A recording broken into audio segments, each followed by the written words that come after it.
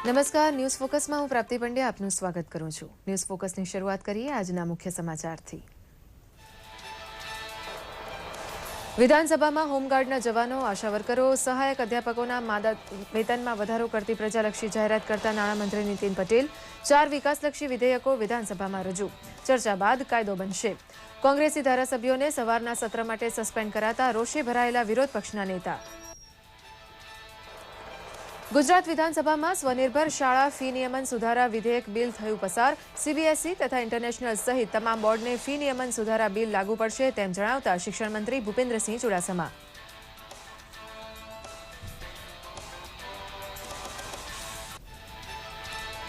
વિધાનસભામાં વિશેષ ઉપસ્થિત રહેલા ભાજપ અધ્યક્ષ શ્રી અમિતભાઈ શાહે કર્યું વિધાનસભ્યોને સંબોધન। તો બપોરે ભાજપના મુખ્ય મથક કમલમ ખાતે ભાજપ કાર્યકર્તાઓને સંબોધન। ચૂંટણીના વિજય રથ સામે ચાલવા કાર્યકર્તાઓનો ઉત્સાહ વધારતા સંબોધનો। સવારમાં વિપક્ષી નેતા શંકરસિંહ વાઘેલા સાથે પણ ઔપચારિક મુલાકાત। વસ્તુ અને સેવા કર જીએસટીના 4 વિધેયકો કાલે રજૂ કરાશે રાજ્યસભામાં। નાણામંત્રીએ જણાવ્યા જીએસટી લાગુ કરાતા થનારા ફાયદા। આધાર નંબરના દુરુપયોગને દંડનીય બનાવાશે તેમ જણાવતા નાણામંત્રી અરુણ જેટલી।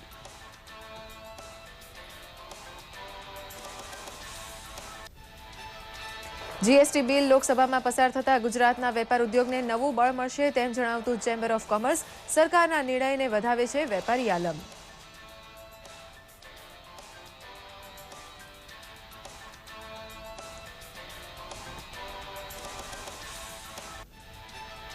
રાજ્યમાંની છેલ્લા કેટલાક દિવસોની આકરી ગરમી બાદ હવે રાહત રહેશે તેમ જણાવતા હવામાન વિભાગના ડિરેક્ટર। ઉત્તર ગુજરાતમાં હીટવેવ આવવાની સંભાવના, બાકીના પ્રદેશોમાં તાપમાન સામાન્ય રહેવાની સંભાવના। વલસાડમાં કાળઝાળ ગરમીથી લોકો ત્રસ્ત।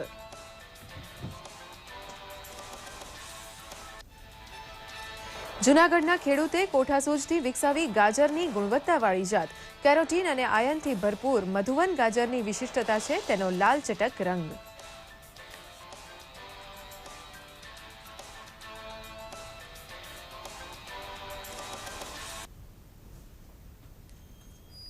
સમાચાર વિગતવાર જોઈએ।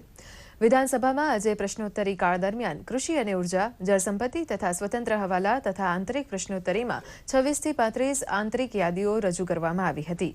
પ્રશ્નોત્તરી કાળ પૂરો થતાની સાથે જ વિધાનસભામાં સવારની બેઠકમાં કોંગ્રેસ દ્વારા એમબી શાહ કમિશનનો રિપોર્ટ ગૃહમાં રજૂ કરવા સંદર્ભે ઉગ્ર રજૂઆતો કરાતા ધાંધલ ધમાલના દ્રશ્યો સર્જાયા હતા। રિપોર્ટ માટે ઉગ્ર માંગણી કોંગ્રેસના સભ્યોએ કરતા કોંગ્રેસના તમામ સભ્યોને વિધાનસભાની સવારની બેઠકમાંથી સસ્પેન્ડ કરવામાં આવ્યા હતા। વિપક્ષના નેતા શંકરસિંહ વાઘેલાએ ઉગ્ર માંગણી કરતા શાસક પક્ષે તે માંગણી ઠુકરાવતા કાર્યવાહી ખોરંભે પડી હતી। ત્યાં કોંગ્રેસના સભ્યોએ સૂત્રોચ્ચાર કર્યા હતા અને રિપોર્ટ મૂકોના સૂત્રોચ્ચાર થતા ગૃહનું વાતાવરણ ગરમાયું હતું।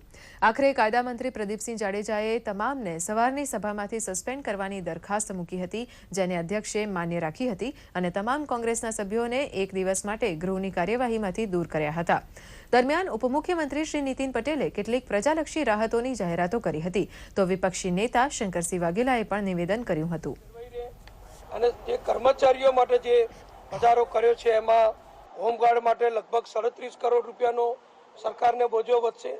આશા વર્કરો માટે લગભગ 25 થી 30 કરોડ રૂપિયાનો બોજો વધશે અને જે પ્રોફેસરો છે એમને જે કાયમી કર્યા છે એમના માટે લગભગ 20 કરોડ રૂપિયાનો વધારો થશે।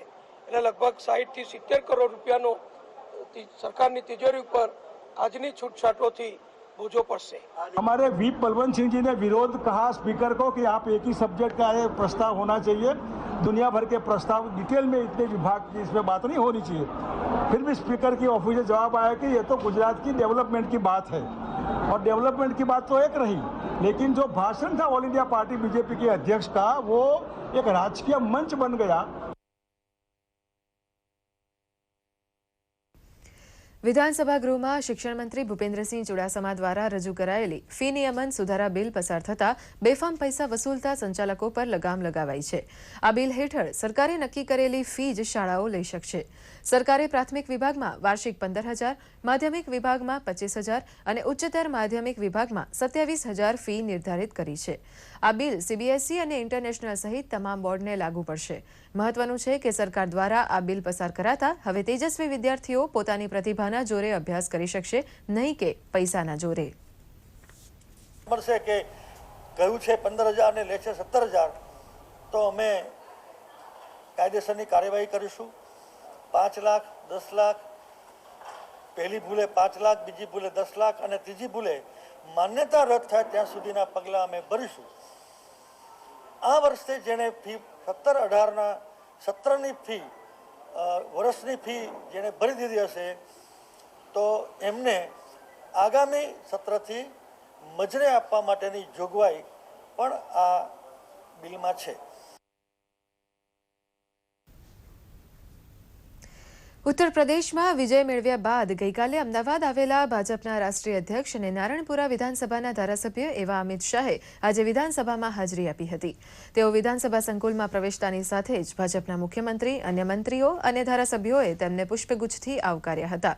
આજે વિધાનસભામાં એમપી શાહ કમિશન રિપોર્ટ મામલે કોંગ્રેસે વિરોધ સાથે હોબાળો કર્યો હતો, જેને કારણે નીતિનભાઈ પટેલે પોઈન્ટ ઓફ ઓર્ડર ઉઠાવ્યો હતો અને વેલમાં ધસી આવેલા 20 જેટલા કોંગ્રેસી ધારાસભ્યોને ગૃહ બહાર કઢાયા હતા.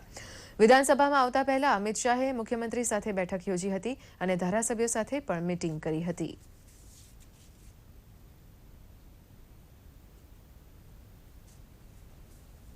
આ વિધાનસભા ગૃહમાં છેલ્લા 20 વર્ષથી સદસ્ય છે.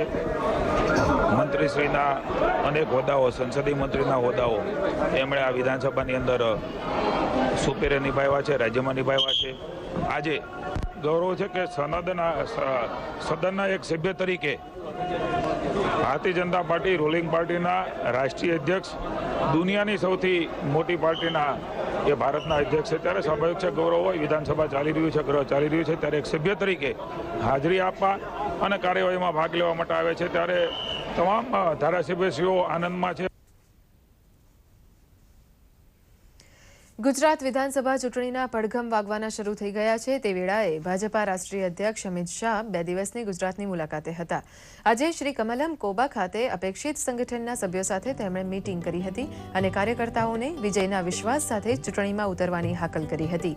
વધુમાં પ્રદેશ અધ્યક્ષ શ્રી જીતુ વાઘાણીએ જણાવ્યું હતું કે આવનારા દિવસોમાં કોંગ્રેસના કુશાસન અને ભાજપના વિકાસને આગળ ધરીને ભાજપના કાર્યકર્તાઓ પ્રજા સમક્ષ જશે.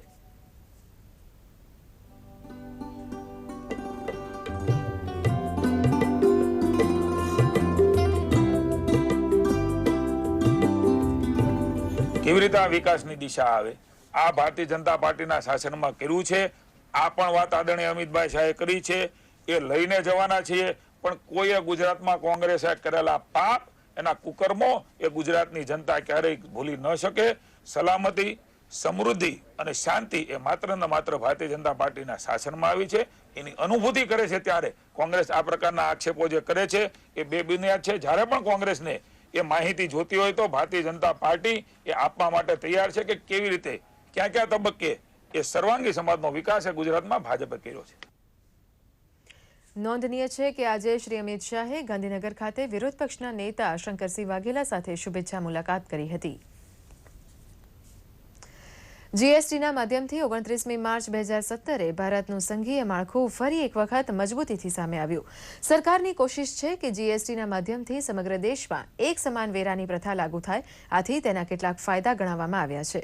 જીએસટીનો વિચાર 1999માં પ્રથમ વખત અટલ બિહારી વાજપેયીની સરકાર દરમિયાન આવ્યો હતો, જેને હાલની નરેન્દ્ર મોદીની સરકાર પૂરી કરવા જઈ રહી છે. ત્યારે આવો જોઈએ એક રિપોર્ટ. આઝાદી પછી દેશમાં સૌથી મોટો આર્થિક સુધારો માનવામાં આવતા જીએસટી બિલથી જોડાયેલા 4 બિલોને લોકસભામાં ચર્ચા વિચારણા બાદ પાસ કરી દેવાયા છે અને સાથે જ જીએસટીને લાગુ કરવાની દિશામાં દેશ વધુ એક કદમ આગળ વધી ગયો છે.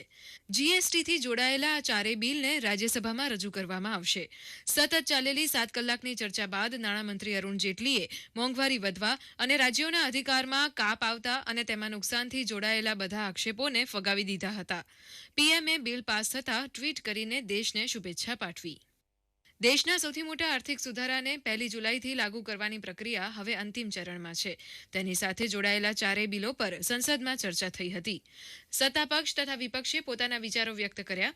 સોમવારે નાણામંત્રી અરુણ જેટલીએ જીએસટી લાગુ કરવા માટે મહત્વના 4 બિલો સંસદની સામે રાખ્યા હતા, જેના પર બુધવારે ચર્ચા શરૂ થઈ હતી. નાણામંત્રીએ ચર્ચાની શરૂઆતમાં જીએસટીના ફાયદા ગણાવ્યા. તેમણે જીએસટીને એક ક્રાંતિકારી બિલ દર્શાવી કહ્યું કે આનાથી સૌને ફાયદો થશે. તેમણે જીએસટીથી લોકો લોકો પર વધુ કર લગાવવાની વાતને નકારી કાઢી હતી. જીએસટીથી કિંમતમાં વૃદ્ધિની આશંકાને ફગાવતા નાણામંત્રીએ જણાવ્યું હતું કે ટેક્સનો દર વર્તમાન સ્તર પર રાખવામાં આવશે, જેથી મોંઘવારી પર અસર ન થાય. 50,000 करोड़ रुपए का कॉम्पेंसेशन पैकेज बनाने के लिए देश की जनता पे 1,72,000 करोड़ रुपया टैक्स लगाना पड़ता, लेकिन ये जो वैकल्पिक व्यवस्था की है इसमें कोई एडिशनल टैक्स नहीं लगेगा. નાણામંત્રીએ એમ પણ જણાવ્યું કે સંવિધાન સંશોધન થકી જીએસટી હેઠળ પહેલા 5 વર્ષમાં કોઈ રાજ્યને ખોટ જાય તો તેની વ્યવસ્થા કરવામાં આવશે. તેમણે કહ્યું કે સરકાર તે બાબતે કામ કરી રહી છે, જેથી ટેક્સનો સંઘીય ઢાંચો બની રહે અને રાજ્ય અને કેન્દ્ર વચ્ચે મતભેદ ન થાય. संसद को भी और राज्यों की विधानसभा को भी गुड्स एंड सर्विसेज टैक्स लगाने का अधिकार होगा और इस अधिकार का दोनों प्रयोग कैसे करेंगे कि उस अधिकार में आपस में टकराव न आए, क्योंकि जो संघीय ढांचा है वो तभी चल सकता है. નાણામંત્રીના પ્રવચન બાદ તમામ રાજકીય પક્ષોએ બિલ પર પોતાના મંતવ્યો જણાવ્યા. કેટલાક પક્ષોએ સ્વેચ્છાએ સમર્થન કર્યું તો કેટલાક પક્ષોએ તેને લાગુ કરવા પર આવનારા પડકારો વિશે મંતવ્યો પણ આપ્યા. નાણામંત્રીએ જણાવ્યું કે તેનાથી કોઈ રાજ્યને નુકસાન નહીં થાય અને સૌને વળતર મળશે, પરંતુ તેનાથી કોઈ પણ ઉપભોક્તા પર અસર નહીં થાય. તેમણે જણાવ્યું કે પહેલાની સરકારે રાજ્યના વળતરની જોગવાઈ કરી હતી, પરંતુ મોદી સરકારે કર્યું છે સંસદમાંથી પાસ થયા બાદ જીએસટી સાથે જોડાયેલા બિલને રાજ્યની વિધાનસભા પણ પાસ કરશે અને પછી આખા દેશમાં લાગુ થશે એક રાષ્ટ્ર એક ટેક્સની વ્યવસ્થા. આ વ્યવસ્થાથી કેન્દ્રીય સ્તર પર લાગુ પડનાર ઉત્પાદન શુલ્ક સેવા કર અને રાજ્યમાં લાગુ પડનાર વેટ સહિત કેટલાક અન્ય ટેક્સનો જીએસટીમાં સમાવેશ થઈ જશે, જેના થકી માન્ય લોકો સહિત વેપારીઓને પણ લાભ થશે. બ્યુરો રિપોર્ટ, દૂરદર્શન સમાચાર, અમદાવાદ. કેન્દ્ર સરકારે સંસદ ભવનમાંથી પસાર કરેલા જીએસટી બિલને ગુજરાત ચેમ્બર ઓફ કોમર્સના પદાધિકારીઓએ આવકાર્યો છે.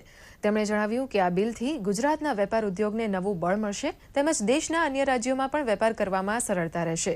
Senior vice president Shailesh Patwari અને જીસીસીઆઈના પ્રમુખ બિપિનભાઈ પટેલે પણ સરકારના નિર્ણયને વધાવ્યા હતા. ટેક્સ અમે લોકો એને આવકારી છે અને આ જીએસટી જ્યારે ખરેખર લાગુ કરશે ત્યારે ઇન્ડસ્ટ્રીને અને બધાને ઘણો લાંબો ફાયદો છે. નોટ ઓનલી ડેટ અમે લોકો એક સ્ટેટને બીજા સ્ટેટ વચ્ચે ઇન્ટરનલ જે સ્પર્ધા હતી એ બી બંધ થઈ જાય, યુનિફોર્મ સ્પર્ધા થશે અને અમે ઇન્ટરનેશનલ પણ ધંધો સારો કરી શકીશું એવું મને લાગે છે.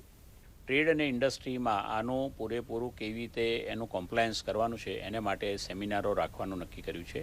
6 એપ્રિલથી અમે 209 જેટલા તાલુકામાં આનું જ્ઞાન પ્રસર થાય એને માટે એક ઇન્ડસ્ટ્રી રિપ્રેઝેન્ટેટિવ, એક ટ્રેડ રિપ્રેઝેન્ટેટિવ, એક ચાર્ટર્ડ એકાઉન્ટ રિપ્રેઝેન્ટેટિવ, એક સર્વિસ ટેક્સ રિપ્રેઝેન્ટેટિવ, એક બાર એસોસિએશન અને VAT commissioner office, service tax commissioner office અને કસ્ટમ અને એક્સાઇઝ ઓફિસ, એમ કહીને 7 જણની કમિટી બનાવીને દરેક એરિયામાં જઈ આનું જ્ઞાન આપવાનું નક્કી કર્યું છે. જુદા જુદા કાયદા, જુદા જુદા ટેક્સના માળખાઓ, આ બધા માળખામાંથી વેપારીઓને જે કોર્ટોનો આશરો લેવો પડતો હતો, જે વેરાની અંદર અસમાનતા, સરકારની અંદર પૈસા ભર્યા પછી વળતર લેવા માટે અમને દોડવું પડતું, એ બધાની અંદર મારી દ્રષ્ટિએ બહુ સરળતા થશે એવું મારું માનવું છે. રાજ્યસભા દ્વારા સૂચવેલા 5 સંશોધનોને રદ કરીને ચર્ચા કરાયા બાદ નાણાકીય ખરડો બંને સદનોમાં પસાર કરાયો હતો. નાણામંત્રી અરુણ જેટલીએ લોકસભામાં રાજ્યસભા દ્વારા સૂચવેલા 5 સંશોધનોને રદ કરવાનો પ્રસ્તાવ મૂક્યો હતો. આ પહેલા રાજ્યસભામાં ગઈકાલે કરાયેલી નાણાકીય ખરડા અંગેની ચર્ચા દરમિયાન નાણામંત્રીએ કોંગ્રેસ સહિત બધા રાજનૈતિક દળોને રાજનૈતિક ફંડિંગ મુદ્દે સરકારના પ્રયાસોનું સમર્થન કરવા અપીલ પણ કરી હતી. નાણામંત્રીના જવાબ બાદ સંસદમાં વિપક્ષ દ્વારા રજૂ કરાયેલા કેટલાક સંશોધનોનો મત વિભાજન બાદ સ્વીકાર કરાયા બાદ નાણાકીય ખરડાને ધ્વનિમત દ્વારા લોકસભાને પાછો અપાયો હતો. આધારને અમલમાં લાવવા અને તેની અસરના મુદ્દે રાજ્યસભામાં ચર્ચા થઈ હતી અને થશે. સરકારી યોજનાઓને આધાર સાથે લિંક કરાવવાથી સરકારને પૈસાની લીકેજ ઓછી કરવામાં મદદ મળી છે અને આનાથી સરકારને સબસિડીમાં પણ કરોડો રૂપિયાની બચત થઈ રહી છે. સરકારે હવે મોબાઈલ, ડ્રાઇવિંગ લાયસન્સ અને પેન કાર્ડને પણ આધાર કાર્ડથી લિંક કરવું જરૂરી કરી દીધું છે, જેનાથી એક નામ પર કેટલાક નકલી કાર્ડ બનાવવા પર રોક લાગશે. યુનિક આઇડેન્ટિફિકેશન ઓથોરિટીએ બધા ભારતીયોને આધાર કાર્ડની સુવિધા ઉપલબ્ધ કરાવી છે. બેન્કિંગ, રેશન કાર્ડ, ભારત સરકાર તરફથી યુનિક આઇડેન્ટિફિકેશન ઓથોરિટીએ બધા ભારતીયોને આધાર કાર્ડની સુવિધા ઉપલબ્ધ કરાવી છે. Banking, ration card, passport, mobile phone connection જેવી સેવાઓ માટે આધાર કાર્ડ, આઈ કાર્ડ અને સરનામાના પ્રમાણરૂપે ઉપયોગમાં લેવાય છે. સાથે જ જુદી જુદી સમાજ કલ્યાણ યોજનાઓમાં ડાયરેક્ટ બેનિફિટ ટ્રાન્સફર પણ આધાર કાર્ડ મારફતે નિમ્ન વર્ગને ફાયદો થયો છે. તો આ તરફ આધાર યોજનાએ સરકારને 34,000 કરોડ રૂપિયા બચાવવામાં મદદ પણ કરી છે. નાણાં સચિવ અશોક લાવાચાએ જણાવ્યું હતું કે આધારને કેટલી યોજનાઓ સાથે જોડવાથી ભ્રષ્ટાચાર પર નજર રાખવા અને સુવિધાના સ્તરને ઉત્તમ બનાવવા માટે મદદ મળી છે. જે યોજનાઓમાં ડીબીટી શરૂ કરવામાં આવ્યું છે તેમાં કેટલીક યોજનાઓમાં મોટી સફળતા મળી છે. ડીબીટીને 78 યોજનાઓમાં લાગુ કરવામાં આવી છે અને અનેક એવી યોજનાઓ પણ છે જ્યાં તેને લાગુ કરવાની બાકી છે. ટેકનોલોજીના ઉપયોગથી સિસ્ટમમાં વધુ પારદર્શિતા આવી છે. નાણાં સચિવે જણાવ્યું હતું કે આધારના ઉપયોગથી ક્ષમતામાં પણ વધારો થયો છે, કારણ કે વિદ્યાર્થીઓની આધારની યોજનાઓ સાથે જોડવાથી નકલી લોકોને હટાવી શકાય છે. લગભગ 1 લાખથી પણ વધુ પીડીએસની દુકાનો પર પીઓએસ મશીન લગાઈ ચૂકાયા છે અને આ બધાને આધારથી જોડી દેવાયા છે. સીધા કેશ ટ્રાન્સફરને અન્ય વસ્તુઓ સાથે જોડવા પર પીડીએસની ક્ષમતામાં પણ સુધારો થયો છે. છેલ્લા 2.5 વર્ષમાં સરકારે આધાર દ્વારા ડીવીડી મારફતે યોજનાઓથી 49 કરોડથી પણ વધુ રૂપિયા બચાવ્યા છે. જ્યાં આધારની મદદથી સાર્વજનિક ખર્ચમાં ક્ષમતા આવશે અને ભ્રષ્ટાચારમાં પણ લગામ લાગશે. દેશના 99% બાલિક લોકોને આધાર નંબર એટલે કે 12 અંકની વિશિષ્ટ સંખ્યા ફાળવી દેવાઈ છે, જેનાથી લગભગ 84 સરકારી સેવા સાથે જોડવામાં આવ્યા છે, જે પેન્શન અને પૈસા ટ્રાન્સફર કરવા માટે એક સુરક્ષિત માધ્યમ છે. આધારમાં વેપાર કરવા માટે પ્રક્રિયાઓમાં બદલાવ કરવાની મોટી ક્ષમતા છે. તાજેતરમાં જ વિશ્વ બેંકે પોતાની વૈશ્વિક વિકાસ રિપોર્ટ 2016માં પણ આધારના વખાણ કર્યા. દેશમાં હમણાં સુધીમાં 112 કરોડથી વધુ લોકોને આધાર આપવામાં આવ્યા છે. બ્યુરો રિપોર્ટ, દૂરદર્શન સમાચાર, અમદાવાદ. હવાઈ સફર કરવાનું આમ આદમીનું સપનું હવે જલ્દીથી પૂરું થશે. કેન્દ્ર સરકારની મહત્વાકાંક્ષી ક્ષેત્રીય સંપર્ક યોજના ઉડાન હેઠળ દેશના 128 રૂટોને જોડવા માટે 5 એરલાઇન કંપનીઓએ સફળ બોલી લગાવી હતી. આ એરલાઇન કંપનીઓની સફળ બોલી ઉડ્ડયન મંત્રી અશોક ગજપતિ રાજુ અને રાજ્યમંત્રી જયંતિ સિંહાની ઉપસ્થિતિમાં કરાઈ હતી. ઉડાન યોજના હેઠળ આ એરલાઇન કંપનીઓ દેશના વિવિધ શહેરોમાં હવાઈ સેવાથી વંચિત 50 એરપોર્ટ્સનું પુનરુત્થાન આગામી 2 વર્ષોમાં કરશે. આ સેવા અંતર્ગત 1 કલાકની મુસાફરીવાળા વિમાનની 50% સીટોની ટિકિટ 2500 રૂપિયા રાખવામાં આવશે. મહત્વનું છે કે આ સ્કીમ હેઠળ પહેલી ઉડાન એપ્રિલમાં શરૂ થશે અને સપ્ટેમ્બર સુધી બધી જ સંબંધિત કંપનીઓ જોડાઈ જશે. ઉત્તર પ્રદેશમાં યોગી સરકારે નકલ કરનારા 14 પરીક્ષા કેન્દ્રો પર 5 વર્ષ સુધીનો પ્રતિબંધ અને 57 પરીક્ષા કેન્દ્રો પર ફરીથી પરીક્ષા કરવાનો નિર્ણય લઈને નકલ માફિયાઓ પર શિકંજો કસ્યો હતો. રાજ્યમાં મોટા સ્તરે નકલ કરનારા 1500 વિદ્યાર્થીઓને દંડિત કરીને સસ્પેન્ડ કરાયા છે. તો આ સાથે 111 પરીક્ષા કેન્દ્ર મેનેજરો, 178 નિરીક્ષકો અને 70થી વધુ વિદ્યાર્થીઓ વિરુદ્ધ ફરિયાદ દાખલ કરવામાં આવી છે. આ ઉપરાંત 7 જિલ્લાના શિક્ષા વિનિમય અધિકારીઓને નોટિસ પણ પાઠવવામાં આવી છે. ઉલ્લેખનીય છે કે સરકાર દ્વારા હાલમાં જ નકલ વિરુદ્ધ હેલ્પલાઇન નંબર પણ રજૂ કરવામાં આવ્યો હતો. રાષ્ટ્રપતિ ભવન ખાતે રાષ્ટ્રપતિ પ્રણવ મુખર્જીએ 89 લોકોને પદ્મશ્રી એવોર્ડ એનાયત કર્યા હતા. ગુજરાતના પુરુષોત્તમ ઉપાધ્યાયને કલા અને સંગીત ક્ષેત્રે, વિજી પટેલને સાહિત્ય અને શિક્ષણ ક્ષેત્રે, વિષ્ણુ પંડ્યાને સાહિત્ય શિક્ષણ અને પત્રકારત્વ ક્ષેત્રે, સુબ્રતો દાસને ચિકિત્સા ક્ષેત્રે અને ગેનાભાઈને ખેતી ક્ષેત્રે પદ્મ એવોર્ડ એનાયત થયા હતા. તો વિરાટ કોહલીને રમતગમત ક્ષેત્રે અને રાજકારણ ક્ષેત્રે શરદ પવાર અને મુરલી મનોહર જોશી સહિતના મહાનુભાવોને પદ્મ એવોર્ડ એનાયત કરાયા હતા.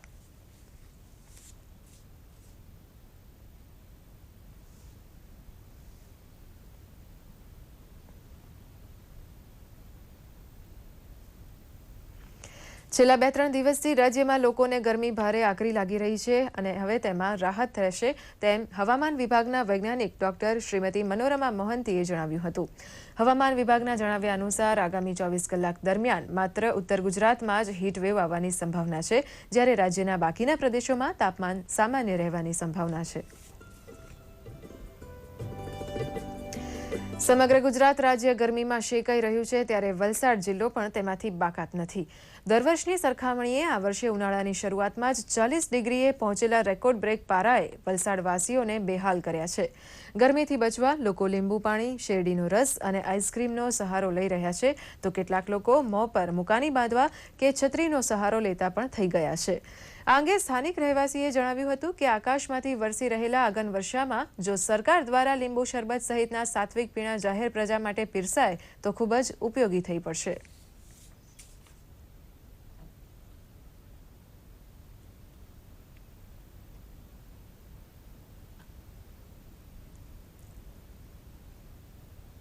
અત્યારે જે ગરમી છે, અસહ્ય ગરમી છે કે આ માણસ અત્યારે બપોરે નીકળ્યો હોય તેને એટેક આવી જાય, પેરાલિસ ઝટકો આવી જાય, લીંબુ શરબત, પાણીના સ્ટોલ એ બધું મૂકે તો લોકોને થોડીક શાંતિ થાય.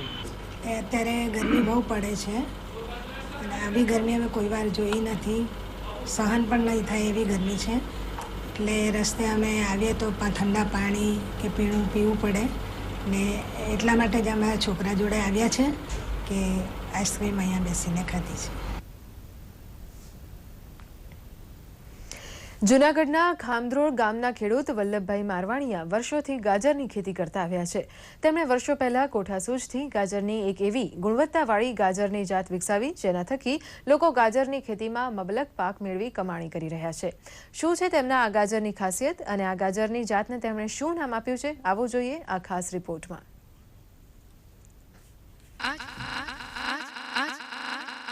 આ છે જૂનાગઢના ખામધ્રોળ ગામમાં રહેતા ખેડૂત વલ્લભભાઈ મારવાણીયા, જેઓ વર્ષ 1943થી ગાજરની ખેતી કરી રહ્યા છે અને તેમના પુત્ર અરવિંદભાઈએ પણ તેમની ગાજરની ખેતીની પરંપરા જાળવી રાખી છે.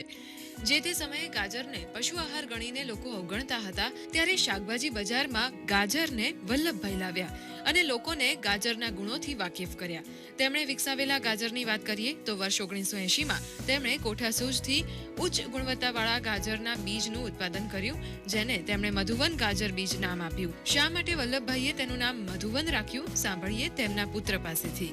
મારા ગાજર સીડની અંદર હજારો નહીં, લાખો નહીં, પણ કરોડોની સંખ્યામાં મધમાખીઓ આવતી, એટલે એમાંથી અમને એવી પ્રેરણા મળી કે આ તો મધુવન છે, એટલે અમે અમારા ગાજરનું જાતનું નામ મધુવન ગાજર રાખ્યું છે અને અમે મધુવન ગાજર બીજના નામથી માર્કેટમાં આવીએ છીએ.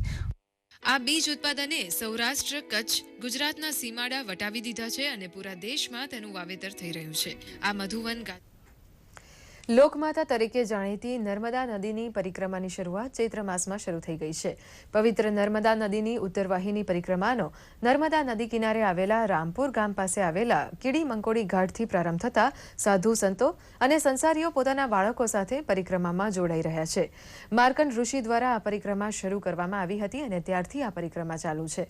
વચ્ચે આવતા તીર્થ સ્થળોએ દર્શન કરતા કરતા 21 કિલોમીટરની પરિક્રમા પૂર્ણ થાય છે. શ્રદ્ધાળુઓ નર્મદા મૈયાની પરિક્રમા પૂર્ણ કરીને ધન્યતા અનુભવે છે.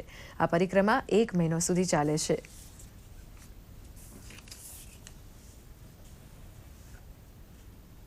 અને હવે જોઈએ સોશિયલ મીડિયાનો અમારો ખાસ રિપોર્ટ.